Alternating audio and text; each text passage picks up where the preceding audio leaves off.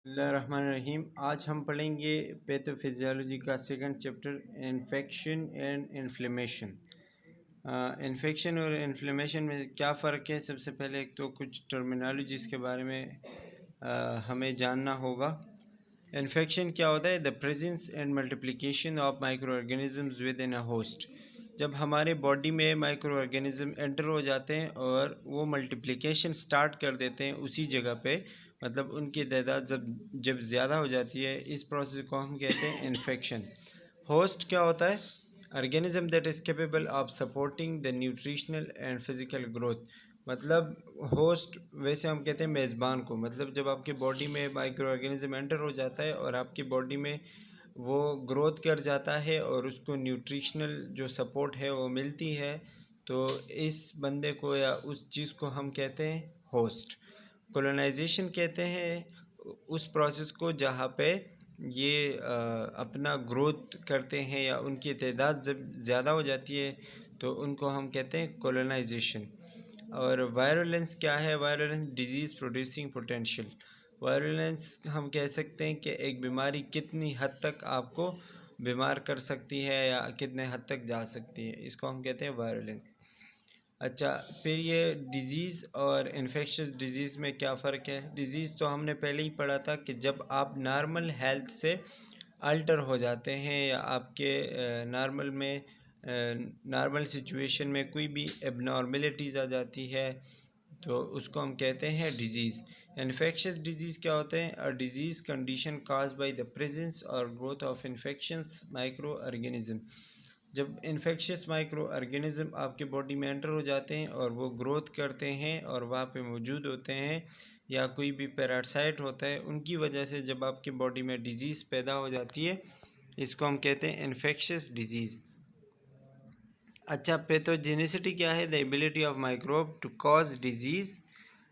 Microbe की या कोई भी माइक्रो ऑर्गेनिज्म की वो खसूसियत या वो ताकत जो आपको बीमारी काज कर सकती है, इसको हम कहते हैं पैथोजेनिसिटी।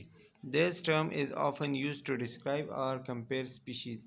ये हम मुख्तलिफ स्पीशीज़ को डिस्क्राइब करने के लिए या एक दूसरे के साथ कंपेयर करने के लिए इस्तेमाल कर सकते हैं, जिसे हम कहते हैं, फ़र्ज़ करो अगर वायरस की पैथोजेनिसिटी ज़्यादा है और बैक्टीरिया की कम है, तो इसलिए हम पैथोजेनिसिटी की बेस पर उन दोनों को कंपेयर करते हैं।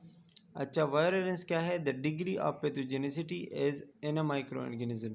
मतलब पैथोजेनिसिटी जैसे कि हमने पढ़ा कि एक ताकत है बीमारी काज करने की, लेकिन कितनी हद तक वो बीमारी जा सकती है, कितनी डिग्री तक जा सकती है, इसको हम कहते हैं वायरुलेंस। अच्छा, इसके बाद एक्यूट इन्फेक्शन। ये तो आपको पता होगा, एक्यूट इन्फेक्शन मतलब जो सडन चीज़ें होती हैं, सडन इन्फेक्शन हो जाता है और बहुत ज़्यादा तेज़ी के साथ बढ़ता है और सीवियर सिम्टम के साथ होता है, उसको हम कहते हैं एक्यूट इन्फेक्शन। क्रोनिक इन्फेक्शन क्या होता है कि ये बहुत टाइम से चलता आ रहा होता है बॉडी में और ये डिलेड ऑनसेट, मतलब बहुत टाइम से होता है और स्लो प्रोग्रेस होता है इसका, बिल्कुल स्लो स्लो बढ़ता जाता है। अच्छा, इसके अलावा एपिडेमियोलॉजी। एपिडेमियोलॉजी क्या है? The study of the transmission of disease. मतलब जब डिज़ीज़ एक बंदे से दूसरे बंदे तक जाती है, ट्रांसमिट होती है, तो जब हम ये चीज़ें पढ़ते हैं, इस स्टडी को हम क्या कहते हैं? एपिडेमियोलॉजी। कम्युनिकेबल डिजीज़ क्या होती है? वो डिजीज़ जो एक बंदे से दूसरे बंदे को आसानी से लग जाए, इसको हम कहते हैं कम्युनिकेबल डिजीज़। कंटेजियस डिजीज़ क्या होते हैं? जो एक बंदे से दूसरे बंदे तक किसी भी कांटेक्ट की वजह से लगे। ठीक है, मतलब जो बीमार बंदा है वो जो चीज़ें यूज़ करते हैं, अगर कोई आम बंदा फिर वो चीज़ें यूज़ करे, उसके कांटेक्ट में आ जाए, तो उसको वो बीमारी लग सकती है। इसको हम कहते हैं contagious disease. Non communicable disease क्या होते हैं? जो एक बंदे से दूसरे बंदे को नहीं लगती, इसको हम कहते हैं नॉन कम्युनिकेबल डिजीज़। अच्छा, एंडेमिक डिजीज़ क्या है? Condition that is normally found in a certain percentage of population. मतलब एक ख़ास इलाके में या एक ख़ास पॉपुलेशन में कोई भी बीमारी हो, उसको हम कहते हैं एंडेमिक डिजीज़। फ़र्ज़ करो कराची है, तो कराची एक ख़ास इलाका है, इससे बाहर वो बीमारी नहीं जाएगी, सिर्फ कराची में ही रहेगी, इसको हम कहते हैं एंडेमिक डिजीज़। एपिडेमिक डिजीज़ क्या होती है? Disease condition present in a greater than usual percentage. अब जो बीमारी है, जैसे कि मैंने पहले बताया, कराची में अगर बीमारी है तो वो सिर्फ कराची तक ही है तो एंडेमिक होगा। अगर वो कराची से बाहर निकल जाती है, उस यूजुअल परसेंटेज से ज़्यादा हो जाती है, तो फिर वो एपिडेमिक होगी। और पेंडेमिक क्या है? जो बहुत लार्ज पॉपुलेशन पे होगी, या फिर आप कह सकते हैं कि पूरी दुनिया में होगी, जैसे कि कोविड-19 था, कोरोना वगैरह। ठीक है, तो ये ग्लोबल स्केल पे होती है ये बीमारियाँ, इसको हम कहते हैं pandemic disease. The suffix emia, the suffix meaning the presence of infectious agent, मतलब किसी भी वर्ड के आखिर में अगर EMIA आया हुआ है तो उसका मतलब है कि इन्फेक्शियस एजेंट यहाँ पे मौजूद है, या फिर हम इसको कहते हैं इन्फेक्शन। प्रेजेंस ऑफ इन्फेक्शियस, अगर बैक्टीरिया किसी के साथ आ जाए तो मतलब यहाँ पे जो इन्फेक्शन हुआ है उस बैक्टीरिया की वजह से हुआ है। वायरीमिया आ जाए तो वायरस इन्फेक्शन है, फंजीमिया आ जाए तो फंगस इन्फेक्शन है, सेप्टिसीमिया आ जाए तो presence of infection agent in blood stream. Septicaemia तब आएगा जब आपके ब्लड में इन्फेक्शन होगा, या जो इन्फेक्शियस एजेंट्स होंगे वो आपके ब्लड तक पहुंच जाएंगे, तो उसको हम सेप्टिसीमिया कहते हैं। अच्छा, ये चेन ऑफ इन्फेक्शन है जिसमें मुख्तलिफ़ किस्म की चीज़ें आती हैं। सबसे पहले इसमें आता है इन्फेक्शियस एजेंट्स, मतलब किन किन चीज़ों की वजह से आपको बीमारियां हो सकती है। एजेंट्स कौन कौन से हैं? वायरसेस के आपको दी हुई है, HPV, HCV, HBV, HIV वगैरह, रेट्रो वायरस। बैक्टीरिया की दी हुई है, फंजाई की दी हुई है, पैरासाइट्स की दी हुई है। तो इनके आपको पता होना चाहिए कि इसमें से बैक्टीरिया कौन सी है, वायरस कौन कौन से हैं, फंजाई कौन से हैं, पैरासाइट कौन से हैं। ये नाम तो कम से कम आपको याद होने चाहिए। अच्छा, पोर्टल ऑफ एंट्री क्या होते हैं? कि जिस तरीके से आपको माइक्रो ऑर्गेनिजम्स एंटर होते हैं, किस रास्ते से एंटर होते हैं, इसको हम कहते हैं पोर्टल ऑफ एंट्री। उसमें क्या क्या हो सकते हैं? कि पेनिट्रेशन हो सकते हैं, मतलब आपके बॉडी को किसी भी तरीके से एंटर हो सकते हैं। पेनिट्रेशन आम तौर पर हम कहते हैं किसी भी चीज़ को फाड़ते हैं या रगड़ते हैं, ठीक है। या डायरेक्ट कांटेक्ट से, मतलब किसी बंदे की गलत चीज़ आपने यूज़ कर दी, उसका इन्फेक्टेड चीज़ आपने यूज़ कर दी खुद ही, ठीक है। इंजेक्शन, आपने कोई गलत चीज़ खा ली या कोई गंदी चीज़ खा ली। और इन्हेलेशन, आपके सांस के ज़रिए अगर आपके बॉडी में कोई चीज़ चली जाती है, तो ये है पोर्टल ऑफ एंट्री। अच्छा, सोर्स क्या होते हैं? मतलब किन किन चीज़ों की वजह से या किन चीज़ों से आपको वो सोर्स वो बीमारी लग सकती है। एंडोजेनस, अगर आपको बाहर से अंदर से किसी भी मसले की वजह से हो सकता है। एक्सोजेनस, अगर आपको बाहर से कोई बीमारी लगती है। कंजेनाइटल इन्फेक्शंस, मतलब कोई किसी भी कंटैक्ट या किसी और चीज़ की वजह से। फोमाइट्स, जूनोसिस और नोजोकॉमियल कम्युनिटी एक्वायर्ड, बस ये सारी सोर्सेज है। जूनोसिस हम कहते हैं जो एनिमल्स की वजह से लगती हैं, नोजोकॉमियल हॉस्पिटल डिजीज़ है। फोमाइट्स है वो जो आप चीज़ें यूज़ करते हो किसी भी इन्फेक्टेड पर्सन के, ठीक है, उसको हम कहते हैं फोमाइट्स। कम्युनिटी एक्वायर्ड मतलब आम तौर पर लोगों में जो बीमारी है वो आपको भी लग सकती है, तो इसको हम कम्युनिटी एक्वायर्ड कहते हैं। अच्छा, सिम्टोमोलॉजी क्या है? The term symptomology refer to the collection of sign and symptoms, मतलब जब आप साइन सिम्टम स्टडी करते हो किसी भी बीमारी के, उसको हम कहते हैं सिम्टोमोलॉजी। इसको क्लिनिकल पिक्चर भी कहते हैं या डिजीज़ प्रेजेंटेशन भी कह सकते हैं। अच्छा, डिजीज़ कोर्स क्या है? Infectious disease can be divided into several distinguishable stages. This stages are incubation period, सबसे पहले इसमें इंक्यूबेशन पीरियड आता है, प्रोड्रोमल स्टेज आता है, ये आगे हम पढ़ेंगे। इंक्यूबेशन पीरियड क्या होता है? Time between initial contact with microbe to appearance of first symptom, मतलब माइक्रोब आपके बॉडी में एंटर होने से लेके फर्स्ट अपीयरेंस ऑफ सिम्टम, मतलब जो फर्स्ट वो लगता है सिम्टम ज़ाहिर होने लगता है, तो उसको हम कहते हैं इंक्यूबेशन पीरियड। इतने टाइम तक ये आपके बॉडी में बीमारी काज कर रहा होता है, लेकिन आपको सिम्टम वगैरह फील नहीं होते। प्रोड्रोमल स्टेज क्या होता है? इज़ द इनिशियल अपीयरेंस, जब वो सिम्टम साइन सिम्टम वगैरह अपीयर होना स्टार्ट हो जाते हैं, तो उसको हम कहते हैं prodromal stage.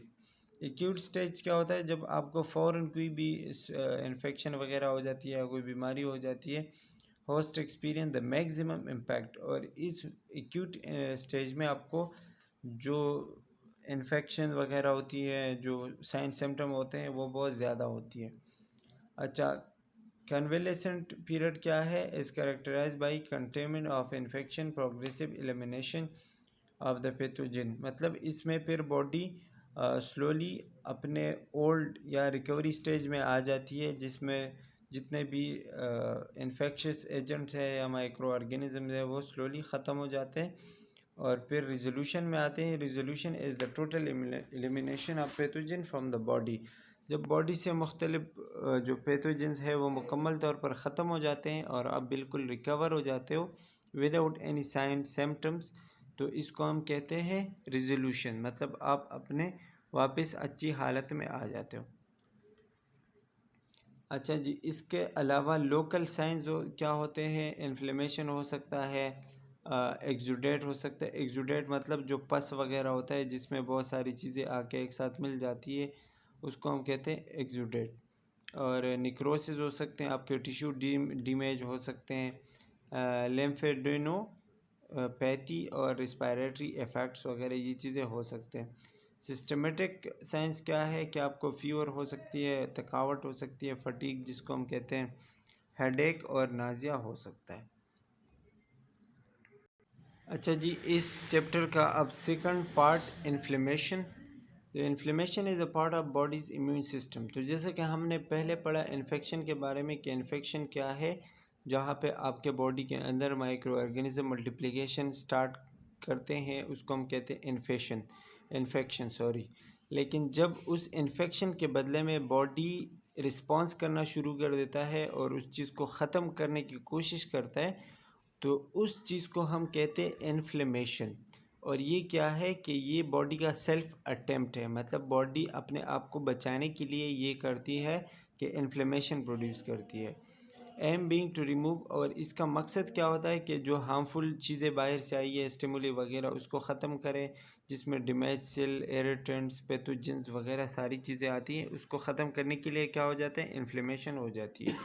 Characterized by the elaboration of inflammatory mediators and the movement of fluid and leukocytes from the blood into the extravascular tissues। इसमें क्या होता है कि इन्फ्लेमेटरी मेडिएटर्स, मतलब जो चीज़ें इन्फ्लेमेशन को एक्टिवेट कर देते हैं, इन्फ्लेमेशन को काज करते हैं, वही चीज़ें फ्लूइड और लीकोसाइड्स जो हमारे वाइट ब्लड सेल्स होते हैं वो मूव करना शुरू कर देते हैं। कहाँ से? ब्लड से एक्स्ट्रा वास्कुलर टिश्यूज़ की तरफ, मतलब जहाँ पे वो इन्फेक्शन हुआ है उसी तरफ वो ये सारी चीज़ें आना शुरू हो जाती है जब आपको इन्फेक्शन होती है।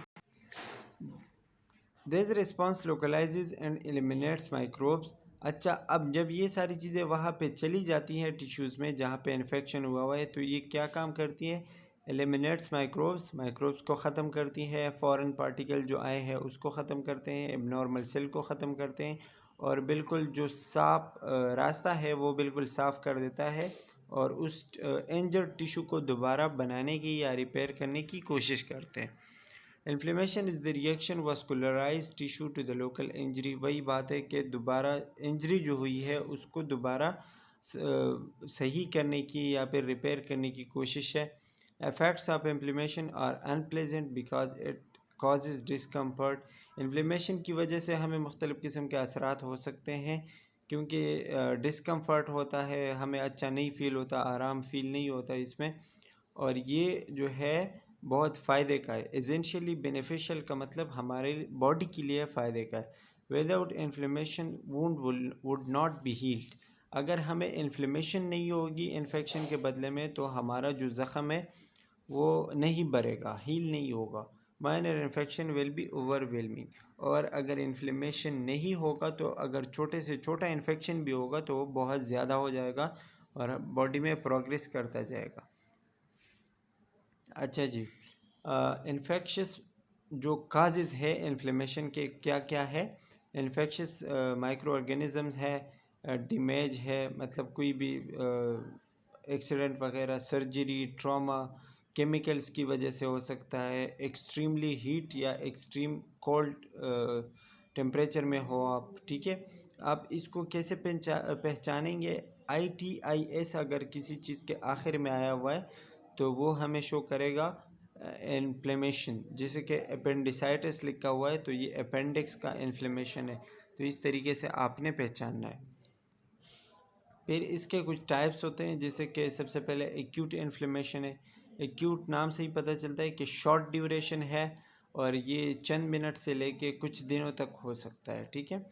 और इसमें एक्सुडेशन ऑफ फ्लूइड होती है। एक्सुडेशन ऑफ फ्लूइड मतलब ये कि इसमें पस वगैरह जो है वो जमा हो जाता है, फ्लूइड, और बहुत सारा जो ख़राब सेल्स होते हैं और जो भी कचरा वगैरह होता है इन्फेक्शन से बना हुआ, वो सारा वहाँ पे जमा होता है और एक एडिमा टाइप काज करता है। लेकिन एडिमा में सिर्फ पानी वगैरह होता है या सूजन हो जाती है, और एक्सुडेशन में बहुत सारा जो कचरा वगैरह होता है वो भी शामिल होता है। तो एक्सुडेशन कॉज करता है। एंड प्लाज्मा कंपोनेंट्स, तो एक्सुडेशन हो जाती है। इसके अलावा plasma components and emigration of leukocytes आ जाते हैं। अच्छा, और जो न्यूट्रोफिल्स वगैरह होते हैं वो भी आ जाते हैं एक्स्ट्रा वास्कुलर टिश्यू, मतलब जहाँ पे इन्फ्लेमेशन हुआ है। इसके अलावा क्रोनिक इन्फ्लेमेशन क्या होता है? एज ए लॉन्गर ड्यूरेशन, ये बहुत टाइम के लिए होता है, कुछ डेज से लेके ईयर्स तक होता है। और इसके अलावा associated with the presence of lymphocytes इसमें आ जाते हैं। और मैक्रोफेजेस क्या होते हैं? जो कि माइक्रोब्स को खाने वाले जो सेल्स होते हैं हमारी बॉडी में। Proliferation of blood vessels, fibrosis and tissue necrosis, ये सारी चीज़ें, मतलब टिश्यू जो है वो डैमेज हो जाते हैं, फाइब्रोसिस सेल जो है वो ख़त्म हो जाते हैं, ख़राब हो जाते हैं, ठीक है। ब्लड वेसल जो है उसमें भी मसले आ जाते हैं। तो ये सारी चीज़ें क्रोनिक इन्फेक्शन में इन्वॉल्व होते हैं। अच्छा, एक्यूट इन्फ्लेमेशन, इसके कुछ 5 क्लासिकल साइंस होते हैं। अगर किसी जगह पे ये साइंस है तो मतलब वहाँ पे इन्फ्लेमेशन हुआ है। सबसे पहले डोलर, जिसको हम पेन कहते हैं, मतलब वहाँ पे पेन होगा। केलर, हीट को हम कहते हैं, वो जगह गर्म होगी, रेडनेस होगी। ट्यूमर, जिसको हम कहते हैं स्वेलिंग होगी। और इंजरी होगी। तो ये कुछ 5 सिम्टम है इन्फ्लेमेशन के। मतलब अगर किसी जगह पे ये सिम्टम्स आपको नज़र आते हैं तो वो वहाँ पे इन्फेक्शन हुआ होगा, और इन्फेक्शन के बदले में फिर इन्फ्लेमेशन हुआ होगा। अच्छा, ये फिर वो सिम्टम लिख के हुए ग्रीक फिजिशियन या ग्रीक जो ज़बान है उसमें लिख के हुए। अच्छा, द इन्फ्लेमेटरी रिस्पॉन्स, अब जो इन्फ्लेमेटरी रिस्पॉन्स है ये कैसे होता है, मतलब इन्फ्लेमेशन ख़त्म कैसे होता है? Represent the response of the body, वही जो मैंने पहले बताया, इन्फ्लेमेशन क्या है? बॉडी का रिस्पॉन्स है इंजरी को या इम्यून रिएक्शन है, वही चीज़ है। The manifestations of an acute inflammatory response can be vascular, 2 किस्म के होते हैं ये रिस्पॉन्सेज, या तो वास्कुलर चेंजेस होंगे या फिर सेलुलर चेंजेस होंगे। अब वास्कुलर और सेलुलर चेंजेस क्या है ये हम आगे पढ़ेंगे। सेलुलर इन्फॉर्मेशन, इसमें कौन कौन सी चीज़ें इन्वॉल्व होती है, कौन कौन से सेल्स इन्वॉल्व होते हैं जो ये इन्फ्लेमेशन को काज करते हैं और फिर जो इन्फेक्शन हुआ है उस चीज़ को ख़त्म करते हैं। इसमें एंडोथेलियल सेल आते हैं जो ब्लड वेसल के लाइनिंग करते हैं। सर्कुलेटिंग वाइट ब्लड सेल्स आते हैं। कनेक्टिव टिश्यू, जिसमें मास सेल, फाइब्रोब्लास्ट टिश्यू, मैक्रोफेजेस, ये सारी चीज़ें आती हैं जो इन्फ्लेमेशन को काज करते हैं और इन्फेक्शन को ख़त्म करते हैं। अच्छा, वास्कुलर रिस्पांस क्या है? इसको हम हीमोडायनामिक भी कहते हैं। Begin with vaso construction followed by rapidly vaso dilation, सबसे पहले आपका वीज़ो कंस्ट्रक्शन हो जाता है, मतलब जो वेन्स होते हैं वो कंस्ट्रक्ट हो जाते हैं, बिल्कुल नैरो हो जाते हैं, और फिर उसके बाद वीज़ो डायलेशन हो जाते हैं, फिर बड़े हो जाते हैं। और जब ये वीज़ो डायलेशन हो जाती है तो वहाँ पे ब्लड सप्लाई ज़्यादा हो जाती है, और जब ब्लड सप्लाई ज़्यादा होती है तो वहाँ पे हीट और रेडनेस पैदा हो जाती है। Accompanied by exudate into extra cellular space, और एक्सुडेट का मैंने बता दिया कि वहाँ पे पस वगैरह जो है वो जमा हो जाता है, और ऑस्मोटिक प्रेशर में जो है चेंजेस आ जाती है। एक्सुडेशन की वजह से क्या होता है? स्वेलिंग, पेन और लॉस ऑफ फंक्शन, वो जगह काम करना छोड़ देगी, वहाँ पे पेन होगा और स्वेलिंग हो जाएगी। तो ये है vascular response. Haemodynamic change in 3 responses. Haemodynamic या वेजो रिस्पांस, वास्कुलर जो रिस्पांस है कैसे होता है, या तो माइनर होगा मतलब इमीडिएट ट्रांजिशन रिस्पांस। फ़ौरन आपको रिस्पांस कब देगी, जब आपकी इंजरी जो है बहुत माइनर होगी, मतलब छोटी सी इंजरी होगी तो वो जल्द से जल्द ठीक करने की कोशिश करेगी। इमीडिएट सस्टेन रिस्पांस, सस्टेन थोड़ा सा वक्त देने के लिए होता है। सीवियर इंजरी में जब आपको बहुत बड़ी वो इंजरी हो जाती है तो उसमें थोड़ा सा वक्त लगता है, कंटिन्यूड फॉर सेवरल डेज, मतलब वक्त काफ़ी दिन लगते हैं उसको भरने में। डिलेड हीमोडायनामिक रिस्पांस, और जब हीमोडायनामिक्स के लिए जो है वो थोड़ा सा डिले हो जाता है। Increase capillary permeability occurs 4 to 24 hours after injury. Injury के 4 या 24 आवर बाद जो है वो कैपिलरीज परमेबिलिटी जो है वो इंक्रीज हो जाती है। Often accompanies with radiation type of injury, और इसमें जो है इंजरी वगैरह जब हो जाती है तो उसके 4 से या 24 घंटे बाद वो अपना काम शुरू कर देते हैं। अच्छा, इसके अलावा almost immediately after injury vaso construction of small blood vessels, vaso dilation, मतलब इसमें क्या क्या चीज़ें होती हैं, वास्कुलर जो रिस्पांस है इसमें क्या क्या होती है। अच्छा, आफ्टर इंजरी जो है इमीडिएटली आपका इन्फ्लेमेशन, अगर मतलब थोड़ी सी इंजरी है तो वो स्टार्ट होना शुरू हो जाता है, और वेजो कंस्ट्रक्शन हो जाती है ब्लड वेसल्स की, वेजो डायलेशन उसके बाद हो जाती है। एरिथमा, एरिथमा मतलब वहाँ पे जो रेड ब्लड सेल्स है या ब्लड फ्लो है वो ज़्यादा हो जाता है, वो जगह गर्म हो जाती है। Warmth, hyperaemic response causes increase response of capillary permeability, capillary जो है वो परमिएबल हो जाते हैं, मतलब उससे चीज़ें एक साइड से दूसरी साइड में जाना शुरू हो जाते हैं। Increase capillary permeability cause swelling, और इस परमेबिलिटी से क्या होता है, स्वेलिंग हो जाती है और उसके बाद उस जगह पे पेन होना शुरू हो जाता है। अच्छा, अब सेलुलर रिस्पांस है एक्यूट इन्फ्लेमेशन को, मतलब जब आपको एक्यूट इन्फ्लेमेशन हो जाती है तो सेल उसके बदले में क्या रिस्पांस करते हैं। Cellular phase involve delivery of WBC to the site of injury. WBC उसी जगह पे चले जाते हैं। Delivery of activation of WBC involve adhesion and margination. Adhesion मतलब उस जगह पे चिपक जाते हैं, और मार्जिनेशन उस जगह पे चले जाते हैं, मार्जिंग जिसको हम कहते हैं। ट्रांसमाइग्रेशन एंड कीमोटैक्सिस, और वहाँ पे मुख्तलिफ़ किस्म के केमिकल्स रिलीज़ करते हैं जो उस चीज़ को ख़त्म करने के लिए इस्तेमाल होते हैं। Recruitment of WBC facilitated by blood stasis and margination. तो जो WBCs वगैरह होते हैं वो मार्जिनेशन करते हैं। मार्जिनेशन मतलब कि चले जाते हैं, मूवमेंट करते हैं जहाँ पे इन्फेक्शन हुआ होता है, और ये वही बात है कि WBC एडहेशन, एडहेशन मतलब चिपक जाते हैं। Cellular response of acute inflammation, अब जो सेल्स होते हैं उसमें कौन कौन से सेल शामिल होते हैं। मूवमेंट ऑफ WBC मतलब WBC जो जहाँ पे इंजरी हुआ है वहाँ तक चले जाते हैं। मोनोसाइट्स होते हैं, इसमें मैक्रोफेजेस होते हैं, ग्रेन्यूल्स होते हैं, ग्रेन्यूलोसाइट। फिर ग्रेन्यूलोसाइट के अंदर 3 किस्म के सेल होते हैं, न्यूट्रोफिल, इजिनोफिल एंड बेसोफिल। इनका काम अभी हम जो है वो देखेंगे। Neutrophil is the primary phagocyte. Phagocyte का आपको मतलब पता होना चाहिए, जो खाने वाले सेल्स होते हैं उसको हम कहते हैं phagocyte. Which arrive early usually with in 90 minutes, मतलब जब आपको इंजरी हो जाता है 90 मिनट के अंदर अंदर ये सेल्स उस जगह पे पहुंच जाते हैं। Cytoplasmic granules of contain enzyme which destroy the engulf the pathogen. इसमें एंजाइम होते हैं जो कि रिलीज़ होते हैं और जो पैथोजन वगैरह होते हैं उसको खा जाते हैं। Cytoplasmic granules also generate toxic oxygen, hydrogen पर ऑक्साइड एंड नाइट्रिक एसिड। ये टॉक्सिक ऑक्सीजन उस जगह पे रिलीज़ करते हैं और वो भी मतलब उस पैथोजन के लिए ख़तरनाक होता है। Life span is about 10 hour, और 10 आवर के अंदर ही फिर ये ख़त्म हो जाते हैं। इजिनोफिल जो है ये एलर्जिक रिएक्शन के लिए यूज़ होते हैं। और पैरासिटिक वॉर्म्स में यूज़ होते हैं। पैरासाइट जो आते हैं मतलब पैथोजन, उसके लिए इस्तेमाल होते हैं। Control inflammation bye releasing chemical mediators, मुख्तलिफ के केमिकल रिलीज़ कर देते हैं, इसकी वजह से जो है वो रिएक्शन स्टॉप होता है। बेसोफिल क्या काम करते हैं, हिस्टामिन होता है इसके अंदर, और ये एलर्जिक रिएक्शन को जो है वो ख़त्म कर देते हैं।